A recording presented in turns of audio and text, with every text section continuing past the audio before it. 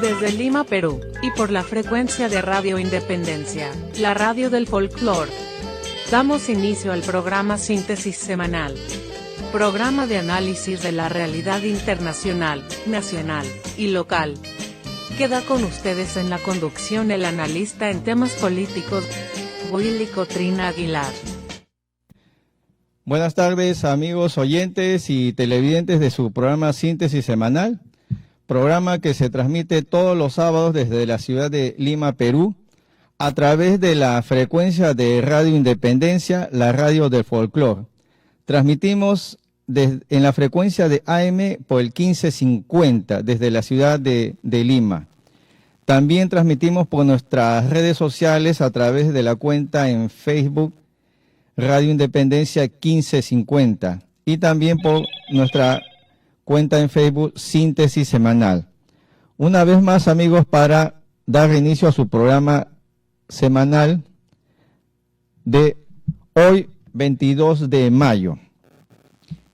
Como siempre, nuestro planeta ha realizado 7 vueltas sobre su eje imaginario y nos trae acontecimientos en pleno desarrollo. Acontecimientos que hoy vamos a desarrollar, vamos a analizar de lo ocurrido, como siempre, en los 3 contextos que es propio de nuestro programa. En el panorama internacional, en el plano nacional y en el aspecto local. Como siempre, agradeciendo también en la producción al señor Marino Valladares, quien está a cargo de los controles de audio y video. En la conducción, Willy Cotrina Aguilar.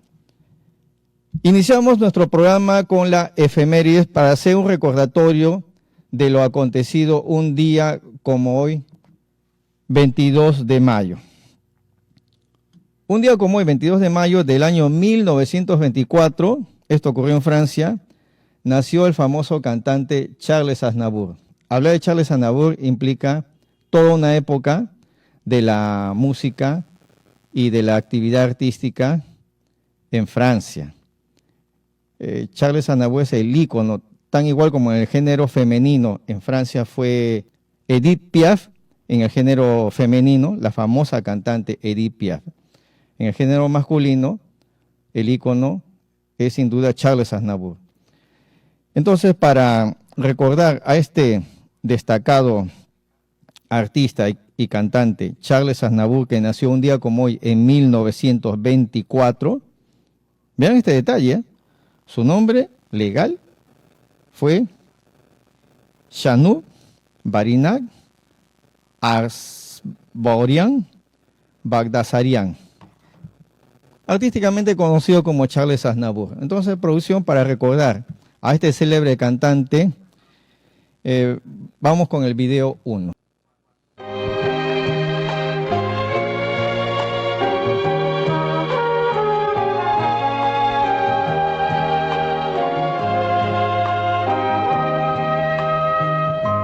C'est triste venir, autant les amours mortes, c'est triste venir, quand on ne s'aime plus.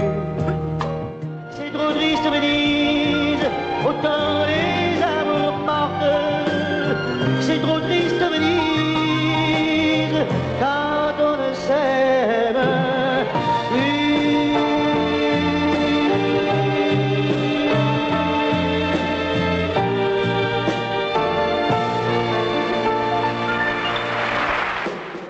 Grandes recuerdos de esta melodía de Charles Aznavour, que en su idioma original, en francés, el título es «Que c'est triste Venise», que la traducción viene a ser «Venecia es tan triste». A nuestro país, ya en la traducción, nuestro idioma llegó con el título de «Venecia sin ti». Bueno, ya habla de lo que ocurre cuando un ciudadano transita por una calle donde no hay población, todo está solitario, no hay quien transite, no hay esa alegría propia de una ciudad. Y pareciera que esto fue un anuncio. Miren, esta canción es de los años 60 y Charles Aznavour, que nunca fue pues un visionario de lo que ocurre en el futuro, ha acertado, porque ahora con este tema que hasta ahora nos tienen de la pandemia, hay calles solitarias, ¿no? Como lo que está ocurriendo en Argentina.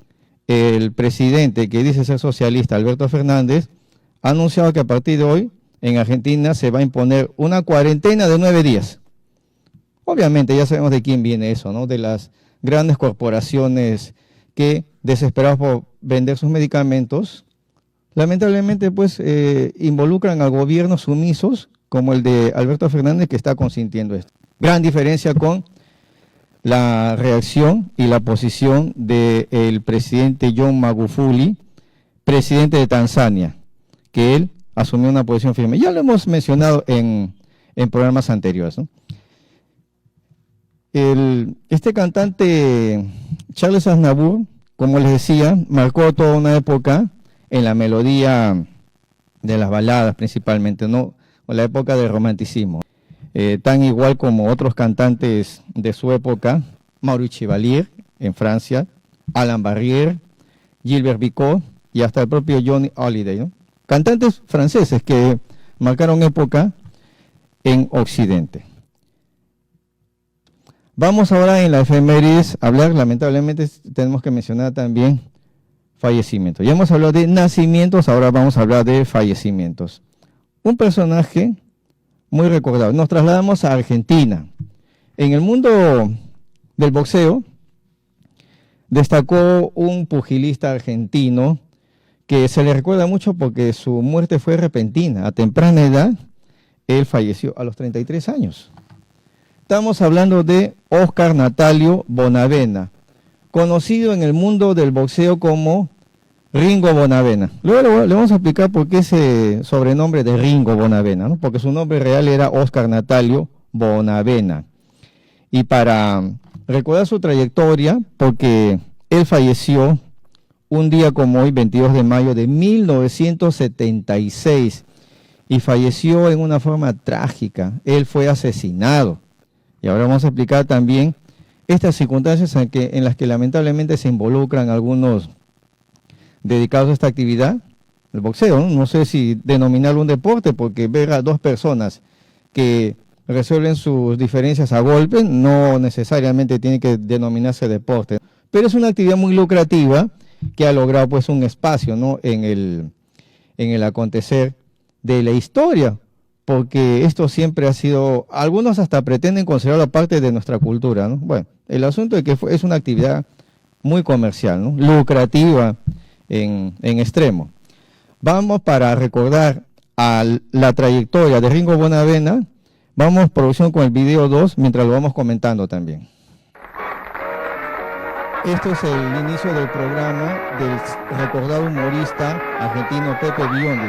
La fama de Óscar Bonavena llegó a tal popularidad que fue invitado al programa de Pepe Biondi. Vamos a escuchar palabras de este recordado humorista Pepe Biondi, quien invitó a su programa a Óscar Bonavena. Vamos a escuchar la invitación y la bienvenida de este recordado comediante Pepe Biondi. Hoy estoy contento y voy a tener el gusto. En esta noche de mi festejo yo quería presentar un nombre aquí, pero un nombre de pegada. Y entonces voy a presentar a Ringo Bonavena.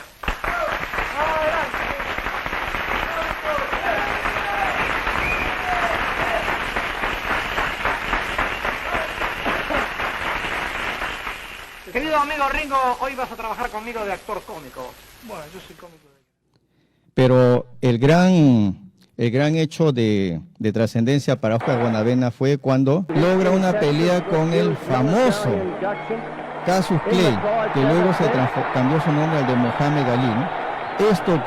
Esta trascendental pelea ocurrió el 7 de diciembre de 1970. Anuncian a Óscar Bonavena, están anunciando a Óscar Bonavena, anunciarán también a Mohamed Ali. Return of the champion, Muhammad Ali. Anunció a los contrincantes en el Madison Square Garden, un 7 de diciembre del año 1970. Se va a dar inicio al esperado combate entre dos famosos. Ringo Bonavena en su país era el boxeador más famoso por entonces, y Mohamed Ali tenía la trayectoria que 3 años antes le habían quitado el título por cuestiones políticas en vista que se negó a acudir a la guerra de Vietnam. El resultado fue como que inició por televisión de un nocaut técnico de Mohamed Ali. Era el mejor en ese entonces, pero Ringo Bonavena le hizo la pelea, enfrentó, y Argentina quedó paralizado ese día porque toda la población estaba al pie de los acontecimientos de esa tarde. Y aquí la parte final del deceso de Oscar Bonavena. Vamos a remitirnos a lo que dice la prensa argentina. Se despedía de su público argentino, sin saberlo, buscando qué hacer para seguir compitiendo y para seguir siendo el foco de atención y asegurarse económicamente, decidió volver a Estados Unidos y organizar una revancha contra Mohamed Ali. Y para eso firmó un contrato con el representante Joe Conforte, quien era un tremendo mafioso. Pero organizar esa revancha no era tan sencillo. En primer lugar, Ali ya estaba aspirando más alto, en camino a conseguir otro título mundial. El 21 de mayo de 1976, Ringo estaba jugando en un casino, hasta que le llegó un llamado telefónico que hasta el día de hoy no se sabe de parte de quién era ni qué le dijeron. Lo cierto es que Ringo salió rápidamente del casino y subió a su auto. Y acá surgen tres teorías distintas. Una es la oficial, reconstruida por la policía, que es la siguiente: que luego de ese llamado Ringo fue armado e intentó saltar la reja y entrar sea como sea al lugar. Pero Breimer, al verlo desde lo alto de una torre de vigilancia, le disparó con una escopeta Remington y una de las 6 balas le atravesó el corazón a Ringo, matándolo casi al instante. Según los hermanos de Bonavena, a Ringo lo mataron mientras dormía, y según otros familiares, Ringo fue hasta la casa de Conforte y ahí fue donde le dispararon. Lo cierto es que Ringo murió una noche antes de que vuelva a Buenos Aires, ya que tenía un pasaje para el 22 de mayo. Una semana después de su muerte, el cuerpo de Bonavena llegó al país. Fue velado en el Luna Park y asistieron unas 150.000 personas. Del asesinato de Ringo solamente quedan dudas. Para la familia de Bonavena, el arma que él tenía fue plantada, ya que estaba en su tobillo derecho y él era zurdo. El cuerpo de Ringo está en el cementerio de Chacarita. Hoy en día la verdad sobre este crimen la deben saber muy pocos. Solamente nos queda la duda y la leyenda de Ringo Bonavena. Bien, como dice el colega periodista argentino cuando realiza esta reseña del ocaso de Oscar Ringo Bonavena, quedarán siempre dudas sobre la forma como Oscar Bonavena perdió la vida. Pero al margen de esas tres teorías, lo que sí se conoce es que alguien le disparó y de un impacto de bala perdió la vida. Estaba involucrado con personas de mal vivir, como mencionan aquí, este personaje Joe Conforte. En realidad, Joe Conforte era un ciudadano estadounidense vinculado a la mafia, negocios turbios, y cuando Oscar Bonavena retorna a los Estados Unidos, tuvo la intención de retar nuevamente a el pugilista Mohamed Ali. Ten en cuenta el panorama de ese entonces. Estamos hablando del año 1976, cuando Oscar Bonavena pierde la vida. En ese entonces Mohamed Ali ya era famoso porque había recuperado el título mundial que por cuestiones políticas le fue arrebatado en vista que se negó para ir a la guerra de Vietnam. Hay una secuencia, ¿no? En 1967 Mohamed Ali era campeón mundial en su categoría y el gobierno estadounidense presionó al Consejo Mundial de Boxeo para que le retiren el título de campeón mundial.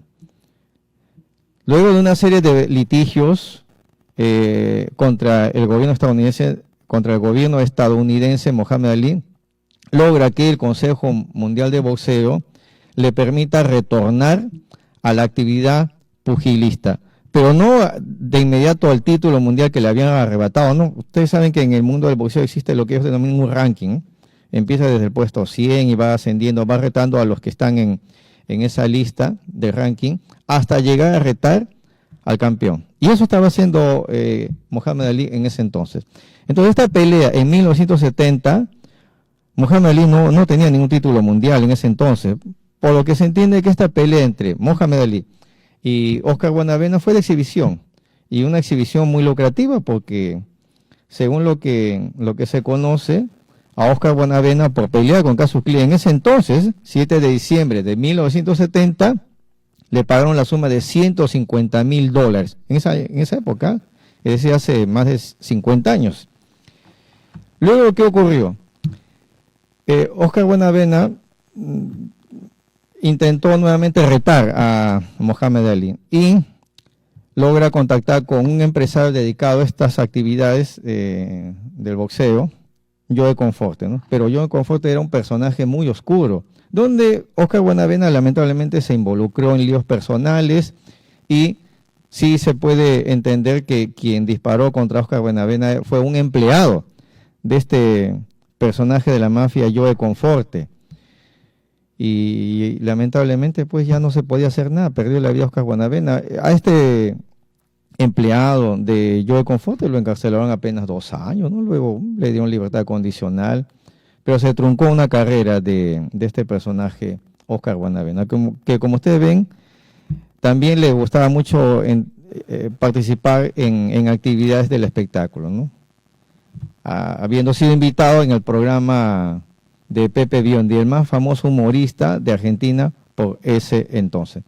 Entonces, hasta aquí hemos recordado una faceta más, un aspecto más de la historia con Oscar Buenavena, que lamentablemente un día como hoy, 22 de mayo, perdió la vida el año 1976. Continuamos entonces ahora con nuestro bloque de internacional. Vamos a analizar el panorama internacional y brevemente para explicar que lo que ya habíamos señalado en el programa anterior de ese conflicto en Medio Oriente entre la República de Israel y el Estado palestino, en estos últimos días existe un alto al fuego. Y eso sí es interesante, ¿no? Israel, que avasalló y quitó la vida a más de 220 personas, todos civiles, incluidos niños y mujeres, que no tenían nada que ver en este conflicto, gracias a la presión de otras potencias, en las que no podemos mencionar al gobierno de los Estados Unidos, porque cuando las demás potencias en el Consejo de Seguridad de las Naciones Unidas exigieron un cese al fuego, y aquí dependía de Israel, porque ellos son los que tienen la tecnología militar más desarrollada que el gobierno palestino. Ya lo hemos dicho, Palestina ni siquiera tiene ejército, tiene solamente una Guardia Nacional. Sin embargo, Israel, no podemos negar, tiene la tecnología sofisticada en el aspecto militar tan igual como los Estados Unidos o Rusia. Entonces, ellos están en ventaja y avasallaron al pueblo de Palestina. Ya existe un alto al fuego en estos días, esperemos que se sienten a conversar las partes para tratar el tema de los territorios, porque no es cuestión solamente de detener el conflicto militar, porque esto sería pues como la guerra de Corea que generó los Estados Unidos, ¿no? Cuando dividieron a Corea en 2 naciones, después de la Segunda Guerra Mundial ocurrió esto, ¿no? Y lo que ocurre entre las 2 Coreas, es decir, Corea del Norte y Corea del Sur, solamente es un armisticio, es decir, un cese al fuego. Desde 1953 estamos con ese problema, que ya en otra oportunidad hablaremos de ese problema de Corea, porque es muy amplio este tema, ¿no? Y donde Estados Unidos perdió esa guerra porque el entonces líder, Kim Il-sung, que formó la República Popular Democrática de Corea del Norte, logró expulsar a las tropas estadounidenses. Es un tema histórico que ya en su oportunidad lo vamos a analizar. Lo que advertimos aquí es que no queremos que esto concluya con un simple armisticio, es decir, un cese al fuego. Aquí se tiene que resolver el problema Israel-Palestina, que viene desde hace más de 50 años que no se resuelve esto, ¿no? Entonces, esperemos que luego, para los siguientes días, existan novedades de una solución pacífica a este conflicto. Nos vamos del Medio Oriente y nos trasladamos otra vez a los Estados Unidos para hablar nuevamente de la Organización Mundial de la Salud, que no resuelve absolutamente nada. Nos han involucrado en este tema de lo que ellos dicen, ¿no? Una pandemia, ¿no? Ellos dicen que todos los días mueren personas, y recién se enteran ellos, desde que el ser humano existe en nuestro planeta, todos los días alguien pierde la vida, y de la misma manera siempre hay personas que van naciendo. Es un proceso. Si la Organización Mundial de la Salud no advierte eso, entonces nos hacen perder tiempo. ¿Qué pasa con la Organización Mundial de la Salud? Que lo único que hacen es en su página web establecer cifras para asustar. Que eso lo vamos a comentar porque resulta que ayer y en Nacionales vamos a tratar ese tema. El saliente presidente de nuestro país, Francisco Sagasti, ayer dio un mensaje a la nación. Luego lo vamos a explicar porque la verdad que no era necesario que asuma esa actitud, ¿eh? Más parecía un postulante a un puesto de trabajo donde muestra su currículum vitae, ¿no? De sus virtudes, entre comillas. No podemos hablar acá de virtudes de nuestro gobierno, pero eso lo vamos a tratar en el bloque de Nacionales. En el aspecto internacional, decíamos, nos trasladamos a los Estados Unidos porque se ha evidenciado, ahora sí, se puede afirmar, que este tema de la pandemia es un negocio internacional. Y miren a qué extremo. Los Estados Unidos es un país desarrollado, eso lo sabemos, y ellos tienen la tecnología para proteger a su población, de ser el caso, ante la carencia o ante la existencia de algunas necesidades sociales. Y ellos nunca han padecido, si es que vamos a hablar que se requiere vacunas para resolver este problema sanitario, bajo esa premisa que ellos han enfocado, porque no compartimos lo que ellos dicen, que el COVID está matando a la población, ¿no? Ellos dicen eso, obviamente, pero también se debe respetar la opinión de otros especialistas que no comparten ese punto de vista, y ahora lo vamos a demostrar aquí. La semana pasada hemos mostrado imágenes de cómo en los Estados Unidos se está actuando comercialmente con el tema de las vacunas, porque existe 2/3 de la población estadounidense que no aceptan vacunarse. Razones tendrán ellos, no quieren, tienen miedo, no les interesa, lo que fuera. Solamente 1/3 de la población estadounidense ha aceptado vacunarse. Entonces, como hay una gran cantidad, toneladas de vacunas que están ahí almacenadas, los Estados Unidos, que practican mucho la economía de mercado, para ellos todo es una mercancía, ¿no? La educación, la alimentación, la vivienda, todo se compra y todo se vende para ellos. Esa es la esencia del modelo capitalista, ¿no? Comprar y vender. Entonces las vacunas es una mercancía más. ¿Qué están haciendo en los Estados Unidos? Ofertando. Es decir, para motivar como cualquier producto que en marketing se denomina, ¿no? Cómo motivar al cliente a que adquiera ese producto, ese servicio. Inventan una serie de campañas, ¿no? De ventas, promociones, ofertas, rifas. Y en los Estados Unidos están en esa actitud. Para que sus ciudadanos norteamericanos acepten vacunarse, hay una serie de promociones comerciales. Entonces, para detallar este punto, vamos producción con el video 3 y luego lo vamos a comentar. Si Mahoma no va a la montaña va a Mahoma. Ese es el nuevo mantra de Estados Unidos para acelerar su campaña de vacunación. Algunos estados ofrecen importantes incentivos como becas universitarias, billetes de tren, hasta un premio de lotería valorado en $1 millón. Este es el caso del estado de Ohio, donde el gobernador Mike DeWine explicó que para poder participar en el sorteo, los ciudadanos solo deberán vacunarse contra la COVID-19. El anuncio se realizará cada miércoles durante 5 semanas y el ganador de cada miércoles recibirá $1 millón. $1 million. En Nueva York, las estaciones de metro y tren se convierten en puntos de vacunación. Esta iniciativa funciona sin cita previa y con horarios extendidos. Además, los vacunados recibirán viajes gratis de metro por 2 semanas y viajes en tren. El objetivo de la gran ciudad es aumentar la inmunización un tanto estancada, en especial entre los jóvenes y los escépticos. Ya lo observamos, en los Estados Unidos el tema sanitario es una actividad comercial más.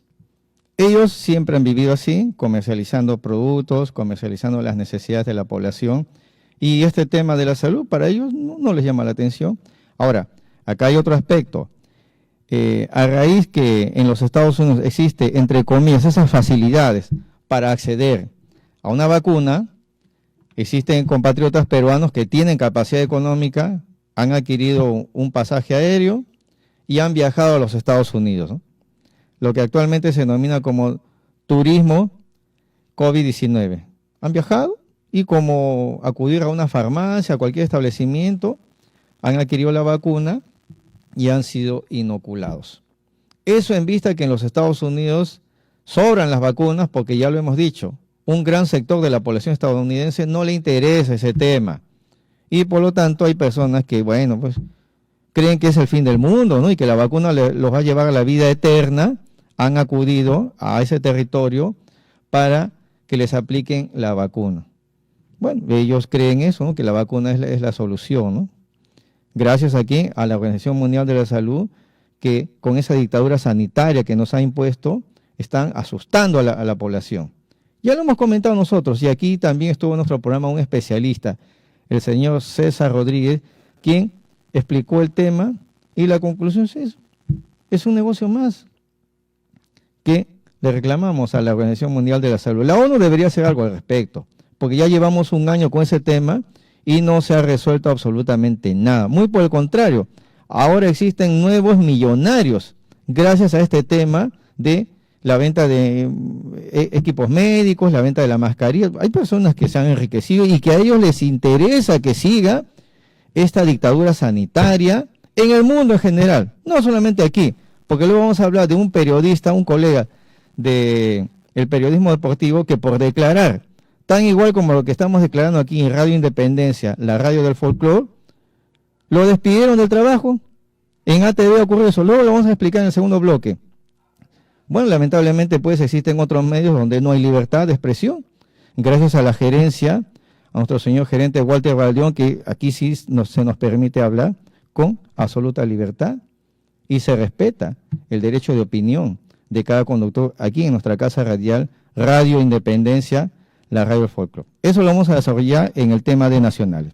Entonces, el turismo de las vacunas es un negocio más en los Estados Unidos. A ver qué explicación nos puede dar la Organización Mundial de la Salud y las grandes corporaciones farmacéuticas, que para ellos es el gran negocio esto, ¿no? Será por eso, ¿no?, que declaran una serie de medidas, todo imponiendo, ¿no?, todo en base a normas legales, ¿no? Y nuevamente han anunciado, ¿no?, que la ciudad de Lima, capital, vuelve a restricciones, como si esto va a resolver el tema, ¿no? La verdad que no, ya existe mucha desconfianza con el régimen saliente de Francisco Sagasti.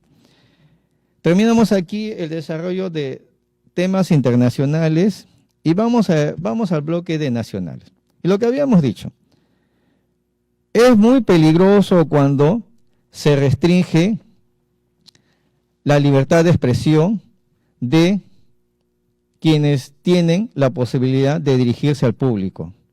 Y ustedes, oyentes y televidentes de este programa Síntesis Semanal, que tienen ahora la posibilidad, gracias a la tecnología, de encender un televisor, de ingresar a internet, de mirar por un celular, evalúen lo que se está transmitiendo y cómo no se permite opinar de manera distinta a lo que impone este nuevo orden mundial. Vamos al tema concreto. Hace 2 semanas, en ATV, conocido en nuestro país como Canal 9, hay un bloque deportivo donde transmite un colega periodista conocido como Paco Bazán. Su nombre es Francisco de Paula Bazán Landi. Y este joven conductor, en una de las transmisiones, hizo un comentario muy contundente, pero cierto, que creó expectativa, porque creíamos que efectivamente ya la población está abriendo los ojos. Y no solamente eso, que ya los medios que controlan la comunicación del país daban tolerancia. Eso es lo más importante, pero hemos visto que no. Es una dictadura total lo que existe aquí, con estos monopolios que manejan la comunicación en nuestro país. Y vamos a observar ahora cómo este conductor Paco Bazán, efectivamente, hace 2 semanas hizo un comentario en contra de las medidas sanitarias, no en contra de la salud, porque no tendría sentido que alguien asuma esa actitud contra la salud. Todos queremos el bienestar personal y en general de nuestros semejantes. Él criticó la actitud de los gobiernos y fue muy contundente, y eso sí compartimos. Y entonces, ¿cuál es el problema aquí? Que alguien opine criticando lo que está mal. Sin embargo, en represalia, levantaron el programa del aire. Ahora lo vamos a desarrollar eso, porque ya nos hemos enterado que él ha sido obligado a retractarse. Algo así como ha pedido disculpas. Es increíble esto. Pero eso lo vamos a desarrollar en la segunda media hora, porque estamos llegando ya al primer bloque. Vamos, amigos, con una pausa y regresamos en breve.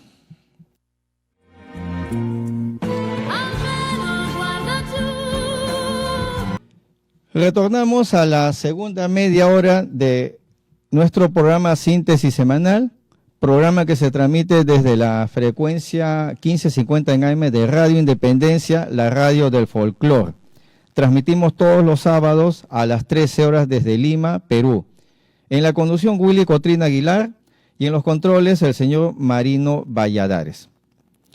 Continuamos con el desarrollo de los temas. Ahora estamos en el bloque nacional y estábamos anunciando las declaraciones de un comentarista deportivo conocido como Paco Bazán, que él criticó este tema del nuevo orden mundial.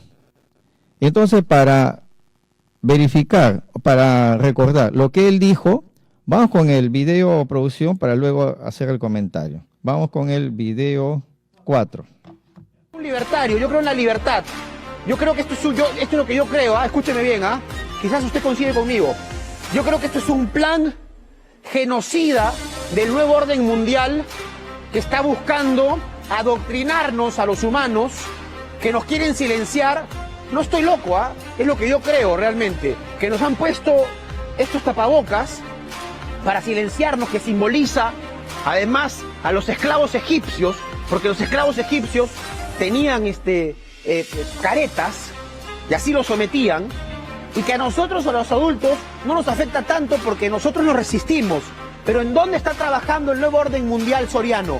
Están trabajando en los niños, porque ahora tus hijos han habituado a ellos, a su anatomía, el tapabocas.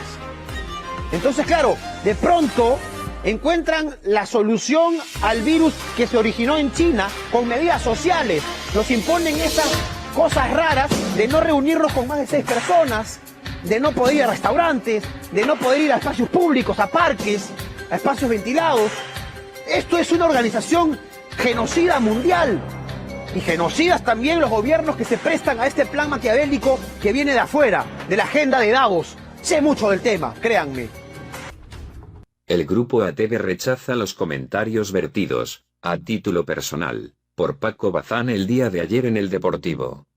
Somos una empresa muy respetuosa de las normas sanitarias y en ese sentido, seguiremos promoviendo el uso responsable de la mascarilla, el distanciamiento social y el no a las reuniones grupales.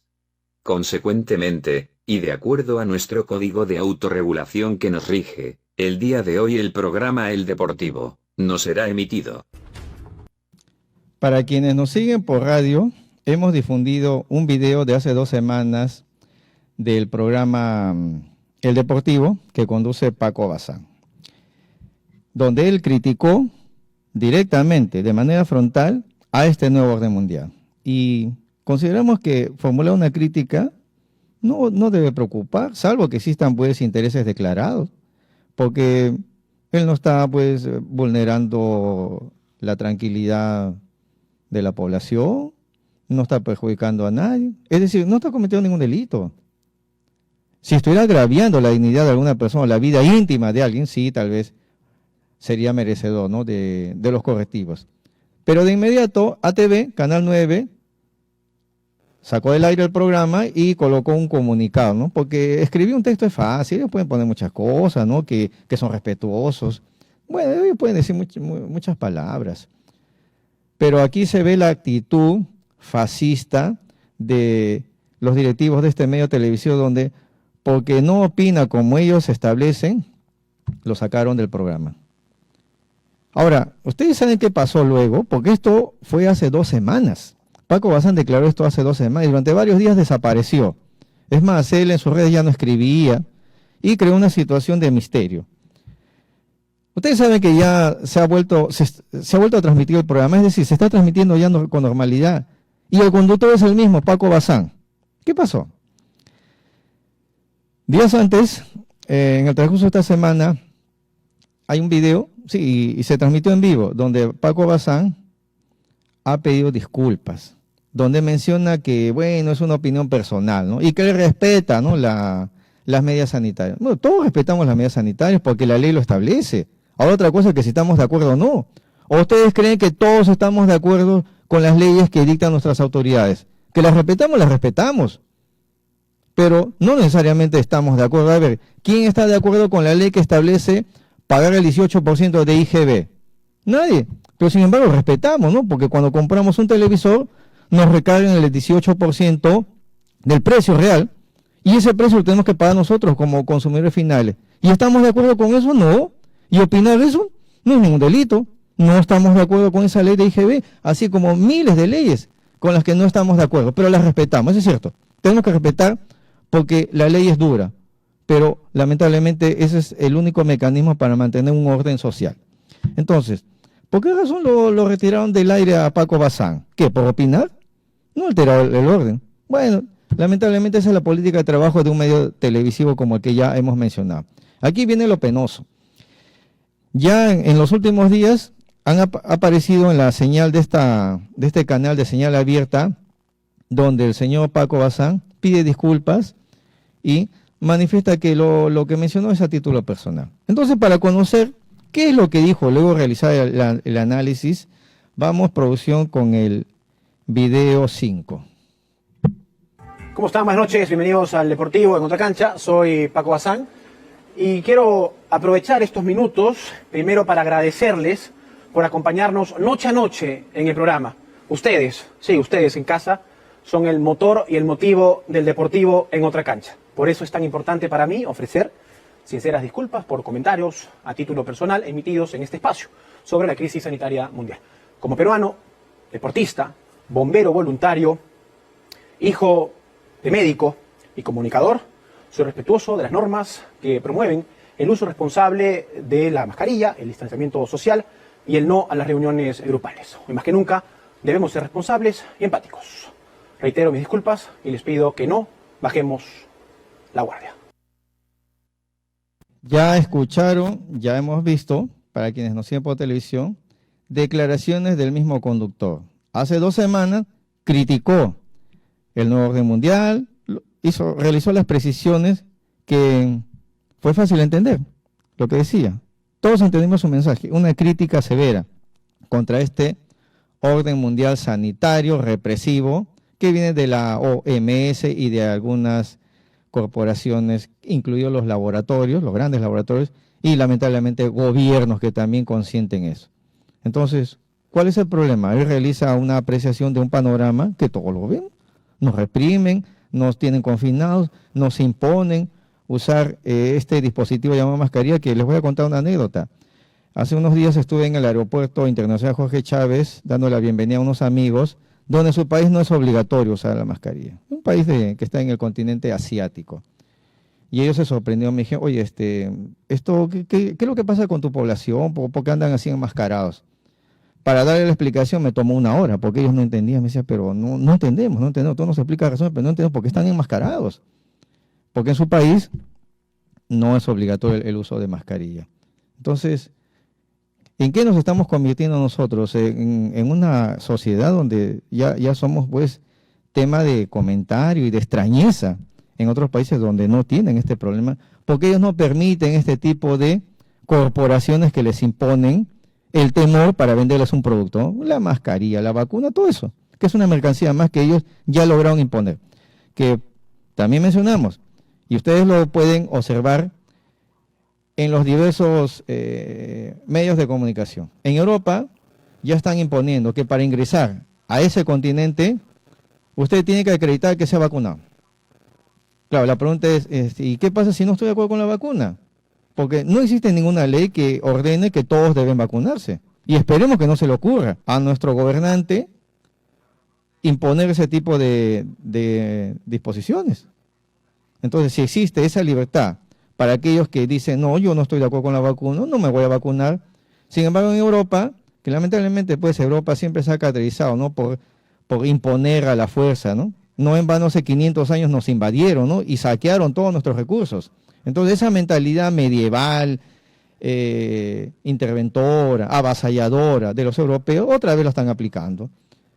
Ya han advertido que para ingresar a territorio europeo se deben vacunar. Debe acreditarse con un certificado de vacuna. Y entonces los que no se vacunan, que no podrán desplazarse. Y mucho cuidado porque lo que se aplica en Europa luego lo están aplicando aquí en nuestro país. Entonces advertimos a nuestros gobernantes que descarten esa posibilidad de pretender imponernos que para realizar algún trámite o para realizar alguna compra debemos acreditar estar vacunados. Porque lo primero que va a ocurrir es una serie de acciones de amparo que se van a plantear en el Poder Judicial, porque estarían vulnerando nuestros derechos. Ya lo están haciendo con las cuarentenas, que el toque de queda, ya llevamos más de un año y no han resuelto absolutamente nada. Y es preocupante esta posición que asumen nuestras autoridades. El conductor del programa, El Deportivo de ATV, el señor Paco Bazán, entonces es evidente con lo que han manifestado y lo estamos viendo en este último video, donde pide disculpas a la población. Claro, a cambio, sigue trabajando en este programa de televisión donde, bueno, la remuneración que le asigna debe ser, pues, considerable, ¿no? Y los beneficios que les asignan, ¿no? Por firmar un contrato, que incluye, pues, un automóvil nuevo, una serie de facilidades. Al parecer, entonces, la emoción, ese espíritu de crítica de este comentarista, Francisco de Paula Bazán Landi, que tenemos entendido fue deportista, fue arquero, ¿no? En algunos clubes deportivos, parece que no le duró mucho esa posición firme de criticar a este orden mundial. Entonces, bueno, pues, él decidió esa actitud de asumir una postura y luego demostrar lo que es, pues, un interesado en vivir de las comodidades que le otorga, pues, ese sistema, ¿no? Al cual él criticó y ahora ha decidido continuar con ellos. ¡Qué decepción! ¿Eh? Bueno, no es el único caso, ¿no? Nuestros políticos todo el tiempo están así, anuncian un determinado tema y luego hacen lo contrario, ¿no? Alberto Fujimori en los 90 ofreció no aplicar el shock económico, y nuestros actuales políticos también ofrecen una serie de circunstancias cuando son candidatos, ¿no? Que luego no lo cumplen, ¿no? Entonces, lamentable la posición de este conductor Paco Bazán, que asume una actitud y a los pocos días se olvida del tema, ¿no? Defraudando a miles de ciudadanos que tuvieron esperanzas en lo que él decía. Ahora, simplemente no le interesó el tema y sigue con ese sistema al cual él criticó hace 2 semanas. Dejamos ahí el tema porque ya más comentarios creo que no amerita. Ya sabemos que no es el único personaje que decepciona. Seguimos, amigos. Ahora, en temas nacionales tenemos que hablar el acontecer electoral en nuestro país. Y resulta que lo que ya habíamos dicho desde el inicio, ¿no? Que el panorama electoral ha polarizado al país. Y efectivamente, ¿no? Lo que publica la prensa escrita el día como hoy, 22 de mayo, Diario Exitosa, dice, Keiko va por Cerrón. Ahora, el vocero oficial del fujimorismo, Diario La Razón, de hoy sábado, 22 de mayo, dice, Keiko, 2 puntos, es decir, Keiko anuncia, ¿no? Keiko, 2 puntos. No te escondas, Cerrón, porque iré a buscarte a Junín, ¿no? Y la fotografía de la candidata de este diario. Bueno, todos sabemos que el Diario La Razón es fujimorista, ¿no? Sabemos, es el vocero oficial del fujimorismo, ¿no? Y una crítica contundente al candidato Pedro Castillo. ¿Se dan cuenta? Los medios de difusión ya tomaron parte en esta campaña, y ya sin vergüenza alguna, lo dicen, ¿no? Apoyamos a tal candidata, ¿no? Entonces, lo que siempre se esperaba de la prensa, de ser imparcial y dedicarse a informar, ya no, ellos ya tomaron partido, ¿no? Bueno, siempre lo han asumido así. Pero acá hay una curiosidad.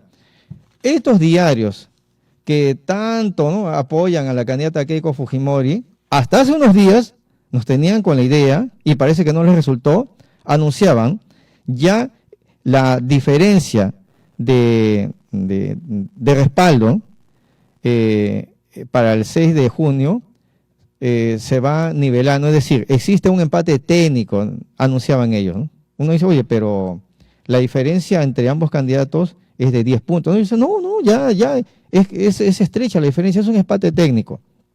Hasta que luego le salió al frente el señor Álvaro Vargas Llosa, del cual vamos a hablar, porque él ahora es un aliado del fujimorismo, y él es el que ha dicho literalmente, no, existe 15 puntos de diferencia entre Pedro Castillo, que va adelante, y atrás la candidata Keiko Fujimori, 15 puntos de diferencia, porque ellos decían, no, ya hay 2 puntos de diferencia, ya hay empate técnico. Ahora aquí están admitiendo las llamadas encuestadoras, ¿no? Estas empresas privadas, ¿no?, que desde un escritorio escriben en una computadora y ellos dicen, bueno, estos son la encuesta que hemos realizado. Bueno, no sé de qué encuesta hablan ellos, ¿no?, porque nunca se les ha visto consultando a la población qué opina sobre un determinado tema. Pero ellos dicen eso, ¿no? Los resultados de la encuesta. Ahora dicen, la diferencia es de 5 puntos. Pero si inicialmente, y esta semana ellos decían, empate técnico. Y ahora dicen, no, hay una diferencia de 5 puntos. Entonces se va entendiendo que no les queda más alternativa a estas empresas privadas, que ya sabemos a quién apoyan, tienen que admitir la realidad de los hechos. Por lo que vemos, principalmente en las redes sociales, que sí es la que transmite, ¿no? Principalmente los mítines, ¿no?, del candidato Pedro Castillo, donde se ve una multitud de personas, a diferencia de la candidata Keiko Fujimori, que bueno, ella también se desplaza, ¿no? Va a distintos lugares, pero no se ve la multitud de respaldo que sí tiene el candidato Pedro Castillo. Y entonces, para observar esto y la reacción de la población, porque ellos son los que se manifiestan espontáneamente, resulta que cuando la candidata Keiko Fujimori visita determinadas ciudades, la población no se emocionan con su llegada, por el contrario, parece que ella genera un malestar con la población, porque sabemos que ella fue primera dama de la dictadura de los años 90, es decir, ella fue parte del gobierno dictatorial de Alberto Fujimori, fue primera dama, y eso es un hecho que ocurrió, y ella se mantuvo hasta el final, cuando su padre huyó a Brunei y dejó a su vicepresidente Ricardo Márquez sin saber qué hacer. La señora Keiko Fujimori, primera dama, siguió hasta el final, respaldando a la dictadura de su padre. Y para observar el sentir de la población, esto ocurrió la semana pasada. Mientras transmitíamos el programa pasado del 15 de mayo, simultáneamente en la ciudad de Cusco, la población realizó una manifestación que es el sentir de ellos, ¿no? Entonces vamos, producción, con el video 6.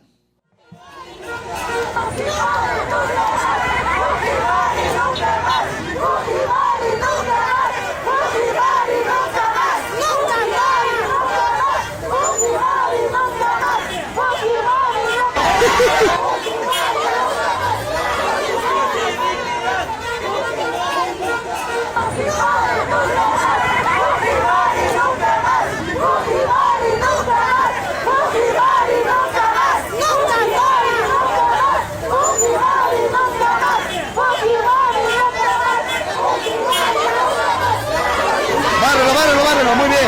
A la basura.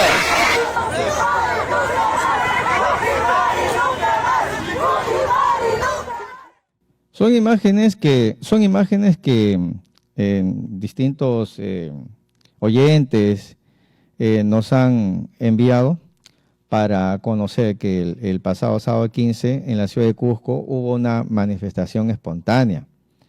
Y eso es ya el sentir de un sector de la población. Algo que evidentemente no se va a difundir en los canales privados de señal abierta. Y para sustentar este descontento, que acredita que efectivamente el candidato Pedro Castillo sigue liderando los posibles resultados del 6 de junio, es decir, él va primero, y con una amplia diferencia. Ya intentaron esta semana de anunciar que había un empate técnico. Y para confirmar eso, vamos a remitirnos a lo que ha señalado el señor Álvaro Vargas Llosa, hijo del premio Nobel Mario Vargas Llosa. Ahora ellos son aliados del Fujimorismo. Y esto dijo hace unos días. Vamos con el video 7. Y a quienes están excesivamente entusiasmados, si me permites 2 segundos, con la remontada y el repunte de Keiko en las encuestas, les digo, no crean en las encuestas. Keiko está 15 puntos por detrás, 15 puntos por detrás, 15 puntos por detrás. Tienen que pelearla dejando la piel en la faena, como dicen los toreros, hasta el 6 de junio. Lo dice el ciudadano Álvaro Vargas Llosa, que ahora es un aliado de la candidata Keiko Fujimori, pero él objetivamente ha realizado el análisis y ha emitido una opinión. Si alguien del entorno de la candidata Keiko Fujimori anuncia esta circunstancia, esta diferencia, notoria diferencia de 15 puntos, entonces los resultados ya están anunciados. Es evidente, con solamente caminar por las calles. Aquí en nuestro programa con el personal de producción y nuestros reporteros nos enteramos periódicamente del sentir de la población. Y esto lo han generado nuestros gobernantes, han generado esta reacción de la población. Y en el candidato Pedro Castillo han encontrado al líder que pueda guiar los cambios que requiere el país. Que en vista que se está anunciando que mañana domingo, 23 de mayo, habrá un debate técnico, dicen ellos, ¿no? Bueno, entonces vamos a conocer algunos temas concretos, que nosotros también lo evaluaremos y lo comentaremos en el próximo programa, porque vamos a observar tanto que la candidata Keiko Fujimori hace 2 semanas nos tenía con el tema que ¿dónde está el equipo técnico del candidato Pedro Castillo? ¿No? Y así nos tuvo durante varios días. Y daba la impresión que efectivamente, ¿no? Daba la impresión que el candidato Pedro Castillo no tenía un equipo técnico. Y ustedes saben el equipo de lujo que está exhibiendo el candidato Pedro Castillo. En tema de justicia y derechos humanos, Avelino Guillén. Y mencionar al jurista Avelino Guillén es recordarlo cuando él participó como fiscal supremo en el caso Alberto Fujimori. Y él en los interrogatorios daba una cátedra de lo que era descubrir la verdad. Cuando interrogaba al delincuente Vladimiro Montesinos, cuando interrogó al propio reo en cárcel Alberto Fujimori, la lógica y la estructura de las preguntas propios de un hombre académico era realmente de lo más interesante. Y que ahora él integre el equipo técnico del candidato Pedro Castillo, tenemos muchas expectativas de que podría esto significar en el rubro de justicia, lo que equivale al Poder Judicial, Ministerio Público. Tenemos muchas esperanzas que con Avelino Guillén exista realmente cambio, porque sí, nosotros exigimos una reorganización total del Poder Judicial, porque hay muchos niveles de corrupción en el Poder Judicial, ineptitud en la Fiscalía, y Defensoría del Pueblo también tiene que ser reestructurado definitivamente, porque es un ente burocrático que solamente se dedica a emitir recomendaciones, y los altos sueldos que ellos perciben no lo justifica definitivamente. Hay mucho trabajo. En el otro rubro de ciencias, indiscutiblemente, Modesto Montoya es el científico más destacado en este momento en nuestro país, y que integre el equipo técnico del candidato Pedro Castillo, la verdad que nos da muchas esperanzas de que sí puede ocurrir un cambio en nuestro país, en bien de la población. No estamos hablando del beneficio de las grandes corporaciones que controlan la economía del país, no, de ellos no estamos hablando de la población que vive de su trabajo. Entonces, existen muchas esperanzas. Y solamente hemos mencionado 2 nombres, ¿sabes? Porque ese equipo técnico del candidato Pedro Castillo sí realmente nos está creando expectativas. Pero algunos me dirán, ¿y por qué no hablas del equipo técnico de la candidata Keiko Fujimori? Ya, a ver, mencionemos nombres, a ver. En el sector interior, lo que es seguridad ciudadana, está el señor Fernando Rospigliosi, ex ministro del Interior del gobierno de Alejandro Toledo. ¿Y qué podemos decir de Fernando Rospigliosi? Tal vez ustedes no recuerdan, pero el año 2003, él siendo ministro del Interior del gobierno de Alejandro Toledo, el Congreso de la República lo censuró a Fernando Rospigliosi como ministro del Interior. Fue censurado, que equivale, en un ámbito laboral, equivale a un despido. Entonces, mal precedente del señor Fernando Rospigliosi como ministro del Interior. Y ahora lo más preocupante, el señor Fernando Rospigliosi, que lo conocemos siempre fue un crítico del fujimorismo. Y ahora, ¿qué hace él? Aliado con el fujimorismo, respaldando abiertamente al fujimorismo. Bueno, si él decide eso, no discutimos eso, pero en política se debe actuar con coherencia y no estar pues aventurándose a ver de dónde saco provecho, ¿no? Y qué pena que el señor Fernando Rospigliosi, con ese antecedente, ¿ustedes confiarían con alguien así? ¿Lo invitarían a su casa a alguien así? Con esas actitudes ambivalentes, es decir, dice una cosa, después hace otra, traiciona las ideas que siempre sustentó. Eso nos preocupa, ¿no? Y otro integrante del llamado equipo técnico de la candidata Keiko Fujimori es el señor Carlos Brus, que también fue ministro durante ese gobierno cuestionado de Alejandro Toledo. Fue ministro de Vivienda. Carlos Brus es un personaje muy controvertido, muy cuestionado, pero ahora también integra ese equipo, ¿no? Entonces, y la lista puede seguir. Está también el señor Máximo San Román. No entendemos qué pasa con aquellos que criticaron al fujimorismo abiertamente, criticaron al fujimorismo y ahora son aliados del fujimorismo. O todo el tiempo fue un engaño la actitud que ellos asumieron. Porque era Máximo San Román, expresidente de Alberto Fujimori en el periodo constitucional, ¿no? Del 28 de julio de 1990 hasta el 5 de abril de 1992, Máximo San Román fue el vicepresidente del gobierno de Alberto Fujimori, que luego se distanció porque obviamente él no estuvo de acuerdo con el golpe del 5 de abril. Y lo criticó todos estos años, pero recientemente ya estamos observando, ahora es un aliado del fujimorismo. Entonces, todo fue un engaño, señor Máximo San Román. Nos hizo creer que usted era un opositor. Entonces, uno puede confiar en este tipo de personajes que de la política ellos hacen un péndulo, ¿no? Se van para un lado, luego para el otro lado. Muy preocupante. Vamos terminando, amigos, este tema con la actitud de los futbolistas. Es muy preocupante esto. Y para abreviar el tema, a ver, producción, vamos con el video nuevo, pero brevemente voy a mencionar. Los que van a declarar aquí es el futbolista Paolo Hurtado y el futbolista Carlos Zambrano. Ellos están empleando un membrete que luego vamos a evaluar si les han dicho que lean un teleprompter y que repitan lo que dice el texto, porque ellos hablan de no al comunismo. Vamos a observar esa frase para luego el comentario. Ya, entonces vamos producción con el video 9 para hacer el comentario a esta actitud de estos dos futbolistas. Desde que llegué al Perú, no dejo escuchar frases que nos dividen entre peruanos. Quiero un país libre y un país en paz para mis hijos. Por eso este 6 de junio, vota por un país libre y un país en paz. No al comunismo, no al comunismo, no al comunismo. Ponte la camiseta Perú. Necesitamos estar más unidos que nunca, para que nuestro país sea igual para todos, pero en democracia, sin odio y en paz. Quiero un Perú sin comunismo, quiero un Perú sin comunismo, quiero un Perú sin comunismo. Estoy seguro que todos los peruanos también queremos eso. Estas palabras que han escuchado para quienes nos siguen por radio es de inicialmente el futbolista Paolo Hurtado y luego el futbolista Carlos Zambrano.